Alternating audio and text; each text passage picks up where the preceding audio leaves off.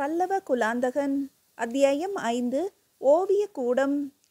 அபிமானவல்லி தீட்டிய ஒரு ஓவியம் போலவே செக்கர் வானம் திகழ்ந்த நேரத்தில் அவள் மாளிகை முகப்பை நெருங்கினான் ஆதித்தன். அவனுக்கு முன்னும் பின்னும் வேல் நுனியில் புலிக்கொடி ஏந்திய சில அணுக்க பேரறையர்கள். அவர்கள் ஆரோகணித்திருந்த அராபிய உயர் ஜாதி புரவிகள் வேகம் காட்டின என்றாலும் அவற்றின் அசைவுகளில் இருந்த அழகு காரணமாக பரபரப்பு தோன்றவில்லை. பாங்கு புலனாயிற்று. குதிரைகள் ஒரு நிலைக்கு வரும் முன்னரே துள்ளி இறங்கிய மெய்காவலர்களுள் இருவர் மன்னர் பாதங்கள் பூமியை மிதிக்கும் போது அருகில் இருக்க விரைந்தனர். வேறு இருவர் மாளிகை காவலரிடம் அடங்கிய குரலில் உரையாடி விசாரணை நடத்தினர். வேறு 4 மாளிகைக்குள் நுழைந்து 4 திசைகளுக்கும் பரவி துரித நோட்டம் விட்டுவிட்டு மறுபடியும் வெளியே வந்து நின்று கொண்டனர். அரசனின் பாதுகாப்பு கருதி இயங்கிய அவர்களின் போக்கில் தலையிடாததுடன் அவர்களுக்கு போதிய அவகாசம் தரவும் கருதி தாமதிப்பவன் போல நடந்து கொண்ட ஆதித்தன் அந்த தருணத்தை பயன்படுத்தி மேல் உத்திரியத்தால் தன் முகம், கழுத்து, தோள்கள் முதலான பகுதிகளை வியர்வையும் தூசியும் போக அழுந்த துடைத்து கொண்டான். அபிமானவல்லியை அணுகும் போது பளிச்சென்று இருக்க வேண்டும் என்ற அவன் ஆர்வத்தை கண்டும் காணாததும் போல நடித்த மெய்காவலர்கள் புன்னகையை ஒளித்தனர். நிதானமாக புரவியிலிருந்து கீழே இறங்கினான் ஆதித்தன். மாளிகையின் வரவேற்பு கூடத்தை அடைந்து மயிலாசனத்தில் அவன் அமர்ந்தபோது அத்தனை பெரிய கூடத்தில் அவனும் அபிமானவல்லியும் மட்டுமே இருந்தனர். மன்னரோ மற்றவர்களோ வந்ததையோ மன்னரை தவிர மற்றவர்கள் திரும்ப சென்றதையோ சற்றும் உணராதவள் போல அபிமானவல்லி தூரிகையால் திரை சீலையில் வண்ண ஓவியம் தீட்டிக் கொண்டிருந்தாள். முன்னர் அரங்கூர் அவையில் அவளை முற்றிலும் கரிய நிற உடையில் பார்த்திருந்த ஆதித்தன் அதற்கு நேர்மாறாக கருப்பு கரையுடன் கூடிய தூய வெண்ணிற உடையில் இப்போது கண்டான். ஒரு மல்லிகை மாலை என வாரி எடுத்து அணிந்து கொண்டு விடலாம் போல தோன்றியது. இத்தனைக்கும் அவள் பின்புறத்தை தான் இப்போது அவன் கண்டான். மார்பு கச்சின் முடிச்சுக்கு கீழே தந்த நிற முதுகு பகுதியும் அது குறுகி மீண்டும் விரிய தொடங்கிய இடத்திலிருந்து அவள் பின்புற எழில்களை மறைத்த வெண்துகிலும் ஒரு கிறக்கத்தை ஏற்படுத்தின. உடையின் விளிம்பில் இருந்த கருப்பு கரை அவள் அங்கங்களின் வடிவழகுகளை கோடிட்டு காட்டுவது போல அமைந்திருந்தது. கூடத்தில் சூழ்ந்திருந்த மெல்லிய நறுமணம் மறைவாக இருந்த தூபத்திலிருந்து எழுவதா அல்லது அவள் மென் உடலிலிருந்தே புறப்படுவதா என்பதை நிர்ணயிக்க முடியவில்லை. அதே போல அரசன் வந்து அமர்ந்து சற்று நேரமாகியும் அவள் திரும்பி பாராமல் இருந்தது கலை படைப்பில் அவள் ஆழ்ந்து போயிருந்ததாலா அல்லது அவன் மீதிருந்த கோபத்தாலா அல்லது அவள் அழகை சற்று நேரம் ரசிக்க அவனுக்கு வாய்ப்பு தரும் நோக்கிலா என்பதையும் அனுமானிக்க முடியாமல் திணறினான் ஆதித்தன். அபிமானவல்லி என்று அன்பு ததும்ப அழைத்தான்.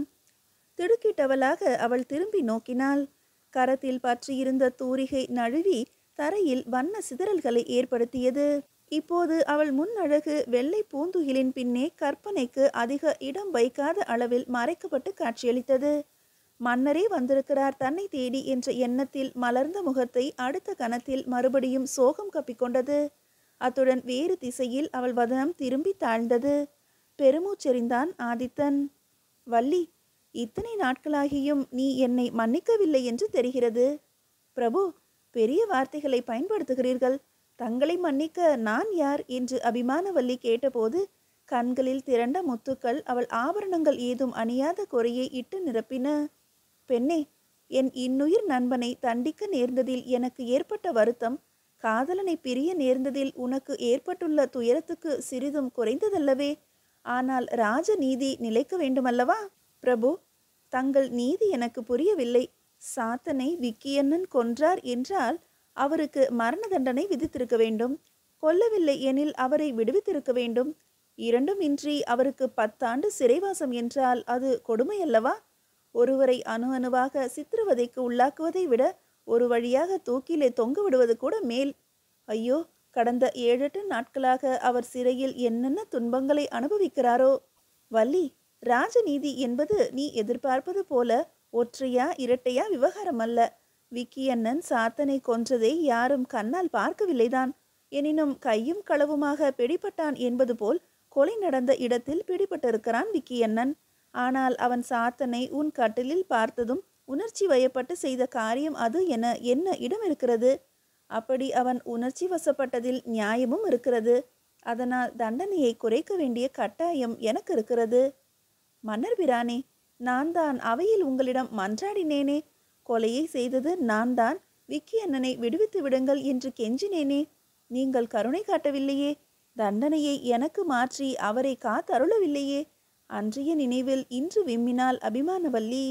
மன்னன் எழுந்து அவள் அருகில் வந்து இடக்கரத்தின் விரல்களால் முகவாயை தாங்கி உயர்த்தி தனது மேல் உத்திரியத்தால் கண்ணீரை ஒற்றி எடுத்தான். வள்ளி, காதலனை எப்படியாவது காப்பாற்றிவிட வேண்டும் என்ற பெரு நோக்கில் உன் மீது நீயே பழி சுமத்தி கொண்டு பேசியதை அவையில் பெண் சாமரம் வீசும் சேடி முதல் அதிகரண அதிகாரிகள் வரை யாருமே நம்பாதது போது என்னால் எப்படி நம்ப முடியும்? உன் கோமளமான இதயத்தை இப்படி நோக்க செய்ய வேண்டியிருக்கிறதே என்று எவ்வளவு வேதனைப்பட்டேன் தெரியுமா? ஆதித்தன் அவள் கண்களை ஏக்கத்துடன் நோக்கினான். பிரபு, தாங்கள் வந்த காரியத்தை வினவாது என் துயரையே நான் சொல்லிக் கொண்டிருக்கிறேன். முதல் நோக்கம் உனக்கு ஆறுதல் கூறுவதுதான் வள்ளி. யாருக்கு யார் ஆறுதல் சொல்வது? நீங்களும் தான் மனம் சமாதானம் அடையாமல் தவிக்கிறீர்கள். ஆம் வள்ளி, நம் இருவருக்குமே ஆறுதல் தேவைதான். அதை ஒருவருக்கு ஒருவர் வழங்கி கொள்ளலாம் என்று நம்பித்தான் பேசியவாறே அவள் தலையை வருடி மெல்ல தன் பக்கம் சாய்க்க ஆதரவு தேடி இயல்பாக அவன் நெஞ்சில் முகம் புதைத்தாள். அச்சமயம் அவளுக்கு பின்னால் இதுவரை மறைந்தும் மறையாமலும் இருந்த ஓவியம் இப்போது தெற்றென அவன் கண்களுக்கு புலனாயிற்று. ஆறுதல் சொல்வதோடு நீ வரைந்து வரும் வண்ண ஓவியங்களை பார்க்கலாம் என்ற எண்ணமும் உண்டு என்றான் ஆதித்தன். அரசே, எனது வாழ்க்கை அனுபவங்களையே நான் ஓவியமாக்குகிறேன். அவைதாம் உயிரோட்டம் உள்ளவையாக அமைகின்றன. தெரிகிறது வள்ளி. சிறைக்கூட கம்பிகளுக்கு பின்னால் விக்கி அண்ணனின் ஏக்கமும் துயரமும் மிக்க முகத்தை இந்த ஓவியத்தில் பார்க்கும் போதே அதை புரிந்து கொண்டேன் என்றான் ஆதித்தன். ஆனால் நீ தீட்டியிருப்பது போல அவன் சிறை கதவு கம்பிகளை பற்றி கொண்டு நிற்க முடியாது. வெளிச்சமே புக முடியாத பாதாள சிறையில் கிடந்து வாடுகிறான். ஐயோ என்று அலறி விலகி நின்றாள் அபிமானவல்லி. இரவு பகல் கூட புரியாமல் சதா இருள் சூழ்ந்திருக்குமே, இதென்ன கொடுமை? வள்ளி, நீ அதை பற்றி அதிகம் நினைத்து பாராமல் இருப்பது நல்லது. நான் கூட உன் சித்திரத்தில் உள்ள தவறை சுட்டிக்காட்ட அவசரப்பட்டிருக்க வேண்டாம். உனக்கு இந்த விவரம் தெரிய வராமலே இருந்திருக்கலாம். போகட்டும், உனது மற்ற ஓவியங்களை காண்போமா? சித்திரக்கூடத்துக்கு அவனை அழைத்து போனாள் அபிமானவல்லி. ஆதித்தன் அங்கிருந்த பல சித்திரங்களை பல கோணங்களில் எட்ட இருந்தும் கிட்டு சென்றும் விமர்சன பார்வையுடன் நோக்கினான். ஒன்றை ஆகா அற்புதம் என்று பாராட்டினான் என்றால் இன்னொன்று மிக நேர்த்தியாக அமைந்திருந்தாலும் அதில் ஓரிரு குறைகளும் இருப்பதை சுட்டி காட்டினான். பிரிதொன்றில் வண்ண சேர்க்கை சரியில்லை, கிளிப்பச்சைக்கு பதில் இலை பச்சையை பயன்படுத்தியிருக்கலாம் என்று கருத்து தெரிவித்தான்.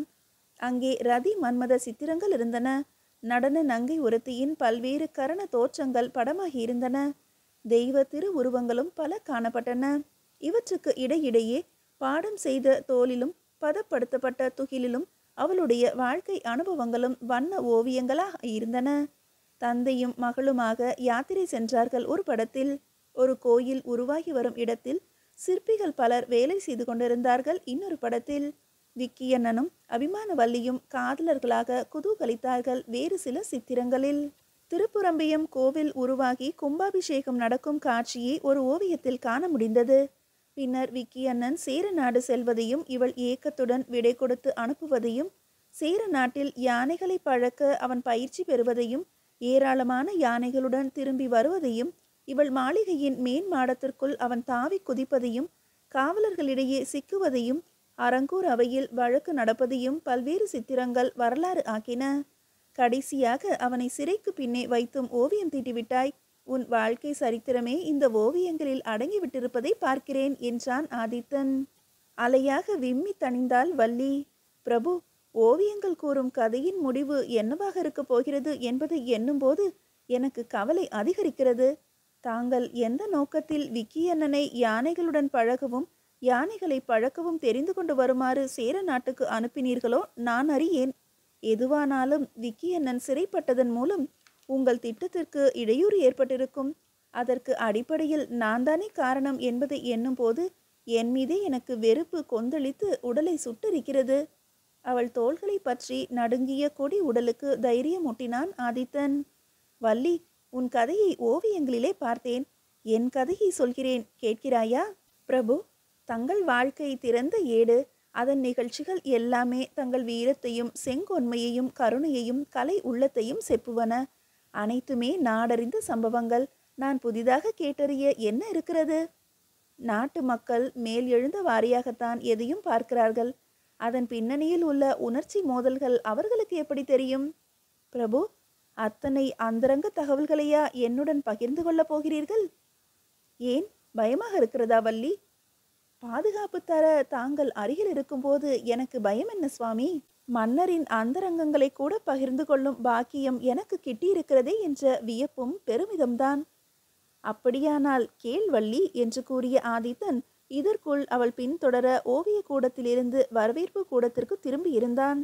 மறுபடியும் அவன் மயிலாசனத்தில் அமர அவள் தரையில் உட்கார்ந்து மடிந்த முழங்கால்களை கரங்களால் சுற்றி வளைத்து கொண்டு கதை கேட்கும் ஆர்வத்துடன் முகத்தை உயர்த்தினாள். இரவு பகல் புரிய வராத மை இருட்டில் காலை மாலை போன்ற எதுவும் தெரியாத நிலையில் இருந்தான் விக்கியண்ணன். என்றாலும் பாதாள சிறையிலிருந்து ஒவ்வொரு நாளும் ஒரு நாழிகை நேரம் வெளியே வந்து காலை கடன்களை முடித்து திரும்ப அனுமதிக்கப்பட்டானாதலால் 1, 2, 3 என நாட்களை கணக்கிட்டு வந்தான். இன்னும் சில தினங்களில் இந்த கணக்கும் மறந்து போகும், பித்து பிடித்துவிடும் என்று அவனுக்கு தெரிந்தே இருந்தது. எதையும் பார்க்காமல் பேசாமல் கேட்காமல் கார் இருளில் கிடந்து உழல்வது எனில் புத்தி பேதலிக்காமல் என்ன செய்யும்? மாலை நேரத்தில் கேழ்வரகு கூழ் ஒரு சிறு பானையில் நிரப்பி கயிற்றை கட்டி இறக்கினார்கள். அப்போது ஒரு வெளிச்ச கீற்று உயரே தெரியும். அதை பார்க்க கண்கள் கூசும். காலையிலே மேலே ஏறி வர ஒரு நூலேணியை இறக்கினார்கள். அப்போது கழிவுப் பொருள் அடங்கிய சட்டியையும் கூழ் வந்து இறங்கிய மண் பாண்டத்தையும் சுமந்து கொண்டு உயரே வர வேண்டும்.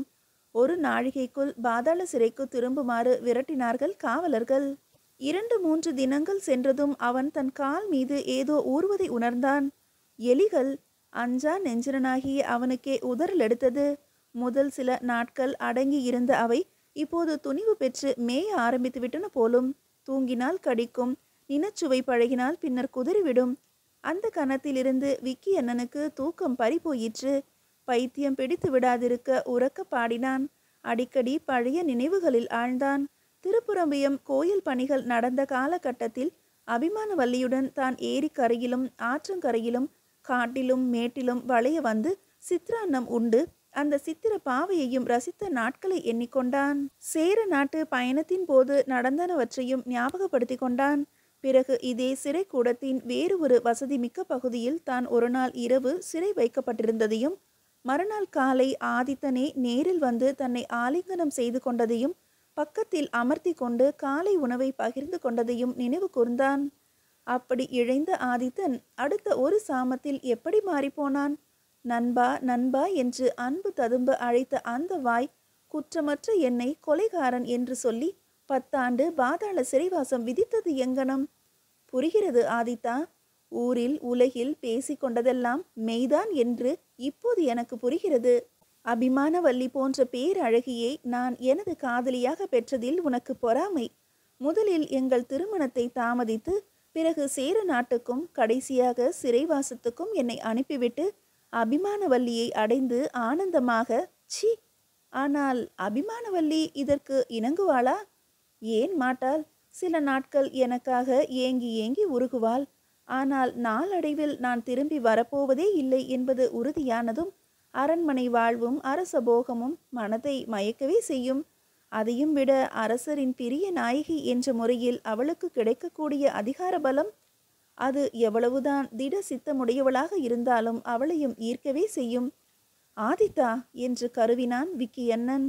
என்றேனும் ஒரு நாள் நான் விடுதலை பெற்று வெளியே வரும்போது பற்களை நர நரவென்று கடித்தான். தலைக்கு மேலே உயரத்தில் ஒரு ஒளி கீற்று தெரிந்தது. அது நம்பிக்கை மின்னலாக அவன் கண்கள் வழியே இதயத்தில் பாய்ந்தது. மீதியை அடுத்த அத்தியாயத்தில் காணலாம்.